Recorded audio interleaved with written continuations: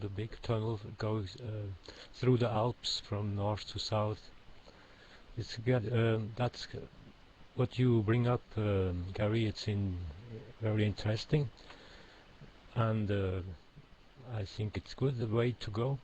But I think I can bring my point here that is a little bit extremer.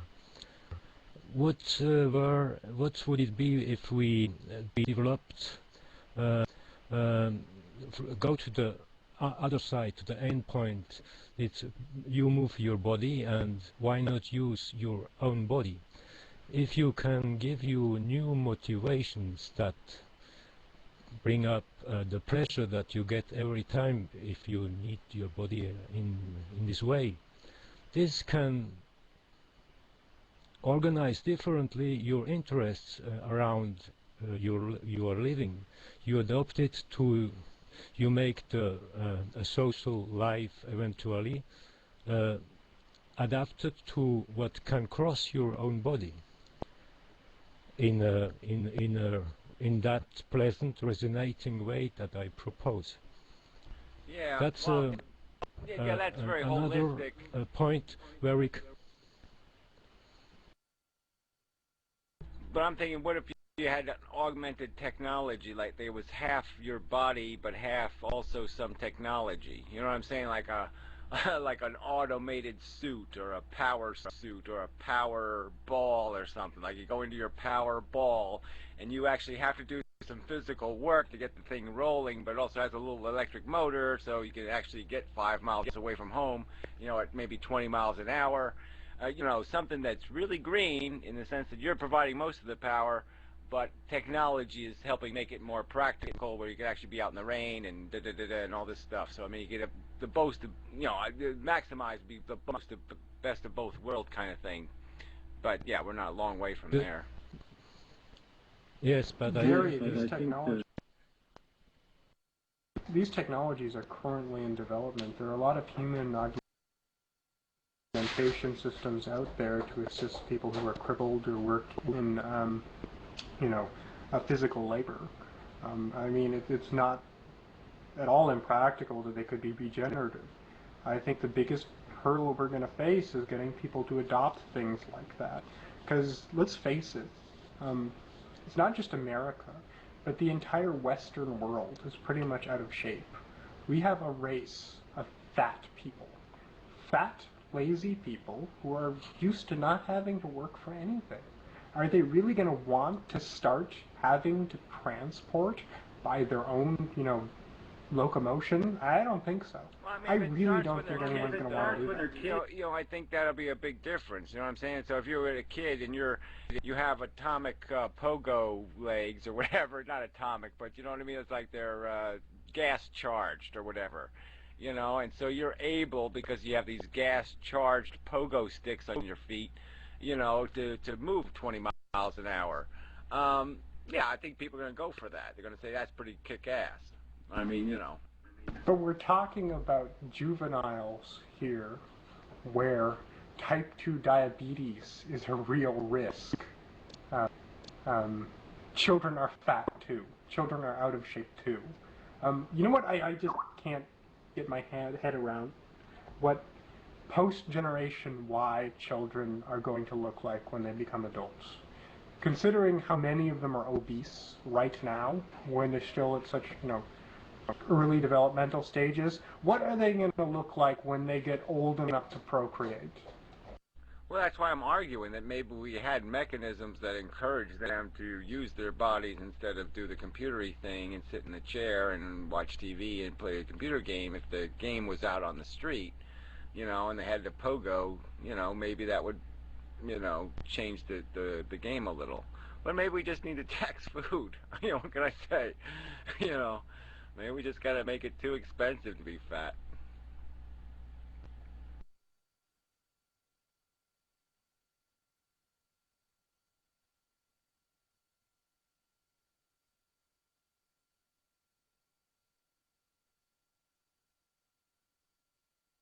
Ooh, dancing. She could practice. You could practice in Stickam. I think it's okay to practice while you're in Stickam. She's actually lying. Her favorite exercise is my dick being inside of her. Ah! Ow! Ow! I knew it was gonna make the dick comment. I knew that was coming. I knew it. I knew it. I could see it. I could see that coming. I could just see it coming. Ooh, that's What she said. Ooh.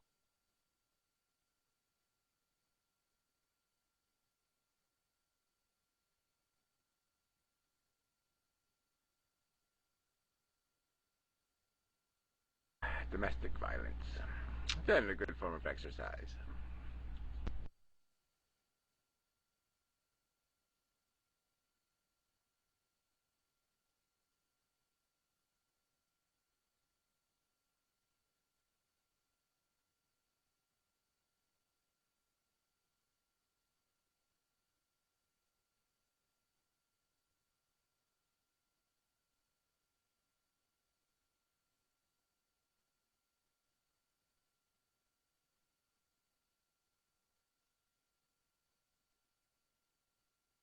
How much do you pay for apples, Gary?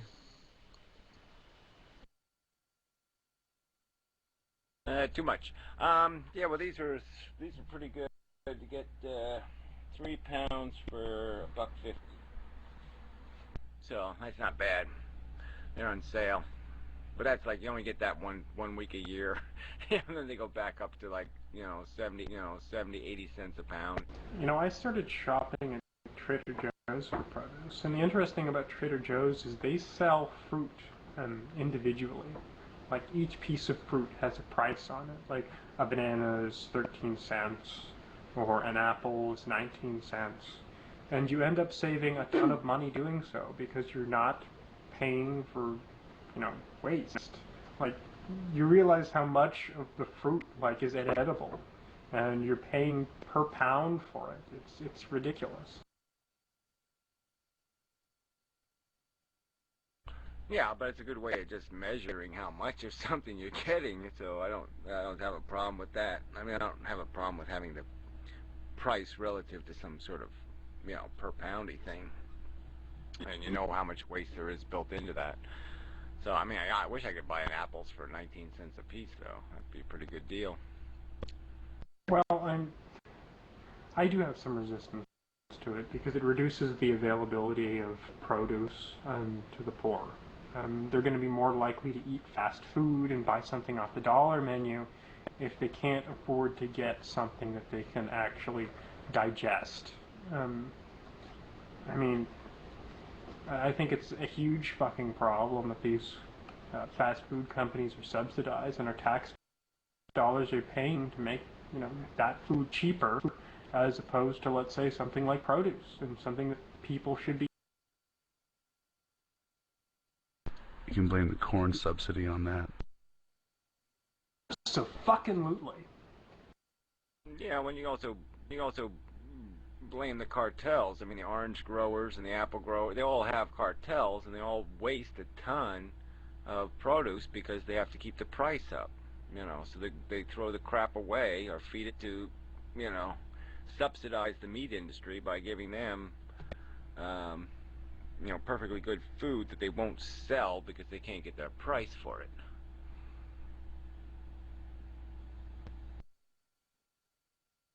That's totally true. A lot of the food that is considered inedible and not fit for produce goes into preserves and jellies and sauces. You're right, a lot of it does go back into the livestock industry, but I don't think the onus really lies on dumping oranges in the fucking Atlantic Ocean, okay? It's not going into no preserves, it's going into the fucking ocean. This is true, but I don't think the onus really lies on the state for this. I think it's entirely dependent on the individual.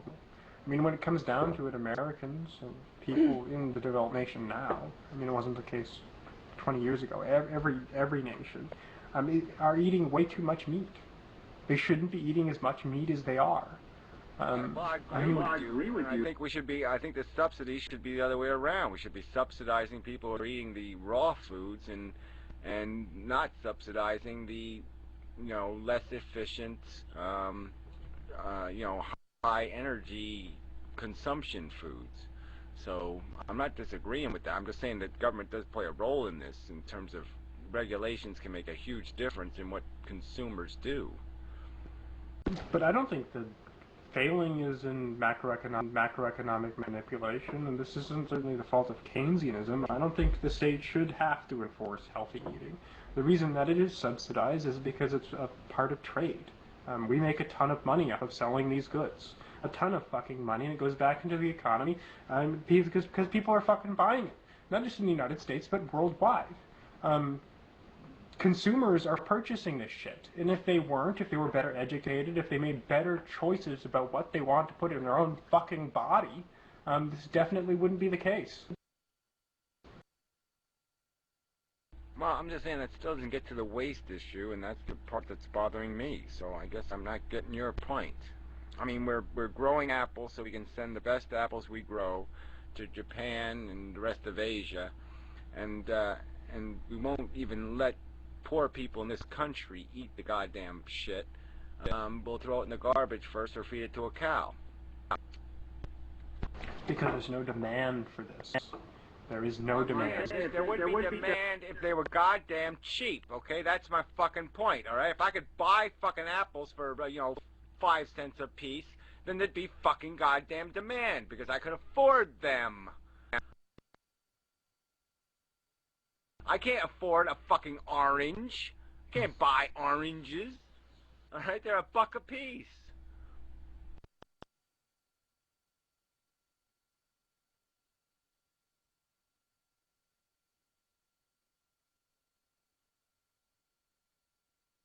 But the reason they come at a premium is because there's no fucking demand for them. Your average fat American is not going to eat an orange. They're not going to fucking eat an orange. The fucking price, okay? All they're doing is saying, we have a cartel, we own the market, we can control the price. So if we control production, we control the availability, we can force the price high, and the rich will keep paying for it because they like the color orange in the fruit bowl. Alright, so they'll still sell them at the high price, okay? So they'll sell less, but they'll sell them at a higher price. That's to their advantage. It's to the consumer's advantage to have more available at a lower price. But there would be more competition, not just in the United States, on a global scale, if there was higher demand for it. Prices would immediately go down. Cartel, okay? You can't have more competition when you're trying to step on the cartel's toes. And as far as demand goes, I think price really regulates the demand. I'm going to the store, I see celery, tomatoes, and all these other wonderful vegetables that I love to eat and would love to have them, but they're charging these exorbitant prices to get products that we're importing from Chile anyway. Yeah, and have South you ever America. Heard, like OPEC? I mean, this is how the real world works, okay? Is that you have things that control price.